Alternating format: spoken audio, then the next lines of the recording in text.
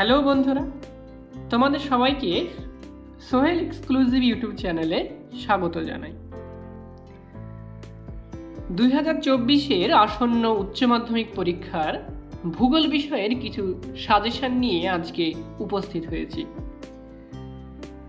সাজেশনের ভিডিও 2 থেকে 3টি পার্টে বিভক্ত হবে। আজকে যে অংশ নিয়ে আলোচনা করব সেটা হচ্ছে প্রাকৃতিক ভূগোল নিয়ে। এর পরবর্তী ক্ষেত্রে শর্ট কোয়েশ্চেন 2 মার্ক অথবা 3 মার্ক দুটোই আসে, সেটার একটা ভিডিও থাকবে এবং অর্থনৈতিক পার্টের জন্য আর একটা ভিডিও আসবে।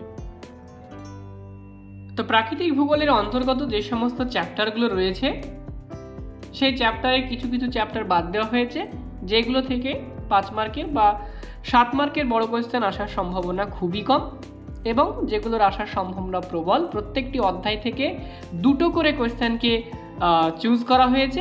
এগুলি পরীক্ষার শেষ মুহূর্তে প্রস্তুতির জন্য এবং প্রত্যেকটি প্রশ্নই হচ্ছে কমনযোগ্য। তাহলে দেখে নেওয়া যাক যে কি কি সাজেশন রয়েছে। প্রথম চ্যাপ্টার নাম হচ্ছে ভৌমজলের কাজ ও ক্রাস্ট অঞ্চল। তো এই চ্যাপ্টার থেকে 2টো কোয়েশ্চেন নেওয়া হয়েছে। প্রথমত, কার্স্ট ভূমিরূপ গঠনের শর্তগুলি কি কি? কার্স্ট অঞ্চলে গঠিত সঞ্চয় অথবা ক্ষয়কার্যের ফলে গঠিত ভূমিরূপগুলির বর্ণনা দাও।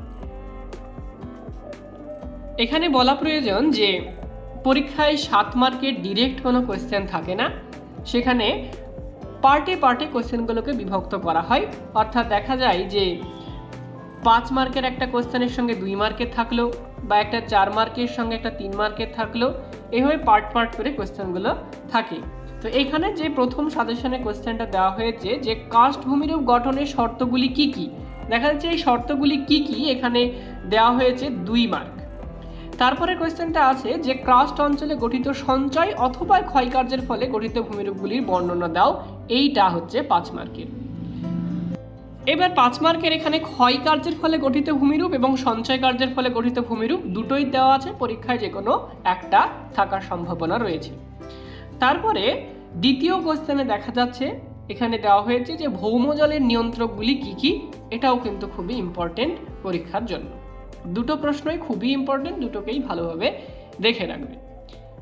তাহলে এই অধ্যায় থেকে এই 2টো কোয়েশ্চেনই শর্ট লিস্টেড করা হয়েছে। তার পরবর্তী চ্যাপ্টার হচ্ছে স্বাভাবিক ক্ষয়চক্র। এই চ্যাপ্টার থেকে একটা বড় কোয়েশ্চেন অবশ্যই আসবে। এই চ্যাপ্টার খুবই গুরুত্বপূর্ণ, এখান থেকে কোয়েশ্চেন অবশ্যই আসবে এবং একটা বড় কোয়েশ্চেন এবং 2-3 মার্কের কোয়েশ্চেনও এইখান থেকে অবশ্যই পরীক্ষায় থাকবে। তো প্রথম প্রশ্নটি দেওয়া হয়েছে যে ডেভিসের ত্রয়ী বলতে কি বোঝো, আলোচনা করো। এটা থাকছে 3 মার্কের। স্বাভাবিক ক্ষয়চক্র ও শুষ্কতার ক্ষয়চক্রের মধ্যে পার্থক্য লেখো, এটা থাকছে 4 মার্কের। এবং নদী ক্ষয়ের শেষ সীমা বলতে কি বোঝো, এটা থাকছে 2 মার্কের। এবার এখানে দেখা যাচ্ছে যে 3, 4 আর 2 এটা 9 মার্কের হয়ে যাচ্ছে। তো 9 মার্কের কোয়েশ্চেন তো আসে না। এখানে সাজেশন করার ক্ষেত্রে দেওয়া হয়েছে, দেখা যাচ্ছে যে এই 4-এরটা এবং 3-এরটা আসলো বা 4-এর সঙ্গে 2 আসলো, এইভাবে পার্ট পার্ট করে কোয়েশ্চেন থাকে। তো ডেভিসের ত্রয়ী 3 মার্কের বেশি আসবে না, সেই জন্য 3 দেওয়া হয়েছে। স্বাভাবিক ক্ষয়চক্র ও শুষ্কতার ক্ষয়চক্রের মধ্যে পার্থক্য 4-এর বেশি আসবে না, তাই 4 দেওয়া হয়েছে। এবং নদীর ক্ষয়ের শেষ সীমা 2 মার্কের বেশি কোয়েশ্চেন নেই বললেই চলে, সেই জন্য 2 ভাগ করা হয়েছে। এখানে কিছু বাদ যাবে, কিছু আসবে, যে সাজেশন পরীক্ষায় কোয়েশ্চেনগুলো আসবে এইভাবে। দ্বিতীয় প্রশ্ন, এখানে ডেভিসের বর্ণিত ক্ষয়চক্রের বিভিন্ন পর্যায়গুলি উপযুক্ত চিত্র সহকারে আলোচনা করো। এটাও একটা ইম্পর্টেন্ট প্রশ্ন। তাহলে এই চ্যাপ্টার থেকে এই 2টো প্রশ্ন। পরবর্তী চ্যাপ্টার হচ্ছে জলবায়ু স্বাভাবিক উদ্ভিদ ও জলবায়ু পরিবর্তন। এখান থেকে যে 2টো প্রশ্নকে শেষ মুহূর্তে প্রস্তুতির জন্য সাজেশন হিসেবে দেওয়া হয়েছে, তার প্রথম হচ্ছে মৌসুমী অথবা নিরক্ষীয় অঞ্চলের স্বাভাবিক উদ্ভিদ ও জলবায়ুর বর্ণনা দাও। আবার শুধু মৌসুমী অঞ্চলেরও আসতে পারে, শুধু নিরক্ষীয় অঞ্চলেরও আসতে পারে। তো এই 2টো জলবায়ু অঞ্চল খুব ভালোভাবে দেখতে হবে। দ্বিতীয়ত হচ্ছে স্বাভাবিক উদ্ভিদের উপর জলবায়ুর প্রভাব কি, ওজোন গহ্বর কি, বিষ্ণ উষ্ণায়ন কি, দুটোর মধ্যে যে কোনো একটা থাকবে। তার সঙ্গে থাকবে স্বাভাবিক উদ্ভিদের উপর জলবায়ুর প্রভাব। এটা খুবই গুরুত্বপূর্ণ প্রশ্ন, খুবই ভালোভাবে দেখে রাখবে। তারপরে পরবর্তী চ্যাপ্টার হচ্ছে মৃত্তিকা। মৃত্তিকার প্রথমে আছে মৃত্তিকা পরিলেখ কি, একটি আদর্শ মৃত্তিকা পরিলেখের বর্ণনা করো। এই প্রশ্নটা গতবার হয়তো বা এসেছিল, তা সত্ত্বেও এই প্রশ্নটা প্রতিবারই খুবই ইম্পর্টেন্ট হয়ে থাকে, কারণ প্রশ্নটা খুবই গুণমানসম্মত। তারপরে দ্বিতীয় প্রশ্নটি রাখা হয়েছে মৃত্তিকা সংরক্ষণ পদ্ধতিগুলি বর্ণনা করো এবং মৃত্তিকা ক্ষয়ের কারণগুলি আলোচনা করো। এখানে দুটো প্রশ্ন দেওয়া হয়েছে, দুটো প্রশ্নই 5 মার্কের আসার সম্ভাবনা প্রবল রয়েছে। তো এখান থেকে টোটালি 3টে প্রশ্ন হলো, এই 3টে প্রশ্নকেই ভালোভাবে দেখে রাখবে, এইটা হচ্ছে বেশি গুরুত্বপূর্ণ। তার পরবর্তী চ্যাপ্টার হচ্ছে জল নির্গম প্রণালী। এই চ্যাপ্টারটাও খুবই গুরুত্বপূর্ণ। এখান থেকে বড় প্রশ্ন এবং তার সঙ্গে সঙ্গে 2 এবং 3 মার্কের প্রশ্নও আসার সম্ভাবনা প্রবল এবং প্রত্যেকবারই এসে থাকে। তো প্রথম প্রশ্নটি হচ্ছে বিভিন্ন ধরনের জল নির্গম প্রণালী সম্পর্কে আলোচনা করো, 5 মার্কের। তার সঙ্গে 2 মার্কের বিভিন্ন যে জল নির্গম প্রণালী রয়েছে সেখান থেকে ছোট্ট একটা প্রশ্ন থাকবে।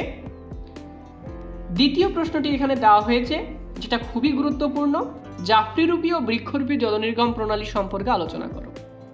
এই জাফরিরূপী এবং বৃক্ষরূপী জল নির্গম প্রণালীর মধ্যে একটা না একটা অবশ্যই আসবে, এই দুটোকেই ভালোভাবে দেখে রাখবে এবং এখান থেকে বড় প্রশ্ন ছোট প্রশ্ন সবই আসার সম্ভাবনা প্রবল রয়েছে।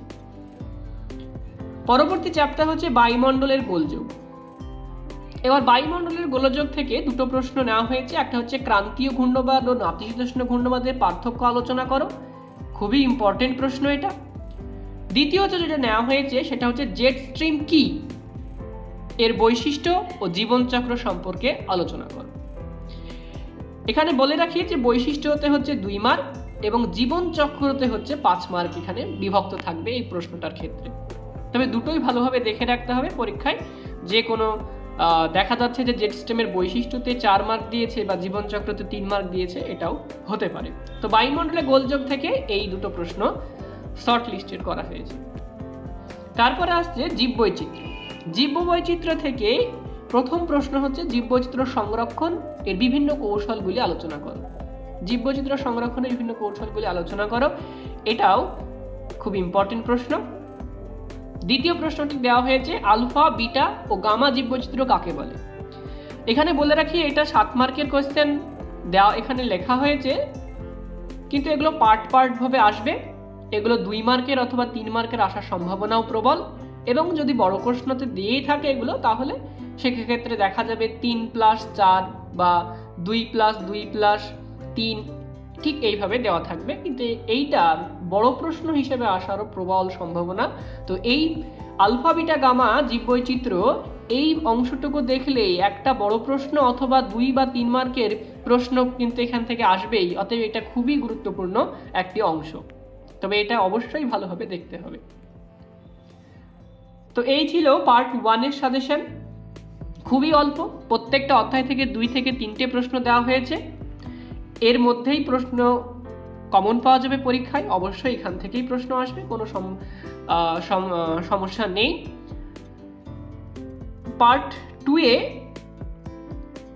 অর্থনৈতিক ভূগোল সম্পর্কে সাজেশন থাকবে, তো সেখানে, এবং এরপরে পার্ট 3 একটা ভিডিও আসবে, সেই পার্ট 3-তে আলোচনা করা হবে 2 এবং 3 মার্কের প্রশ্ন নিয়ে। 2 এবং 3 মার্কের প্রশ্ন নিয়ে এখানে একটা কথা বলা প্রয়োজন, যে পরীক্ষায় সাজেশন দেখে 100% কমন কখনোই পাওয়া যায় না। 100% কমন কখনোই পাওয়া যায় না, তবুও সাজেশন পড়তে হয়। সাজেশন থেকে 100% কমন না পাওয়া গেলেও বলা যায় যে 80% কমন পাওয়া যেতে পারে। ভালোভাবে পরীক্ষার প্রস্তুতি নাও। ধন্যবাদ।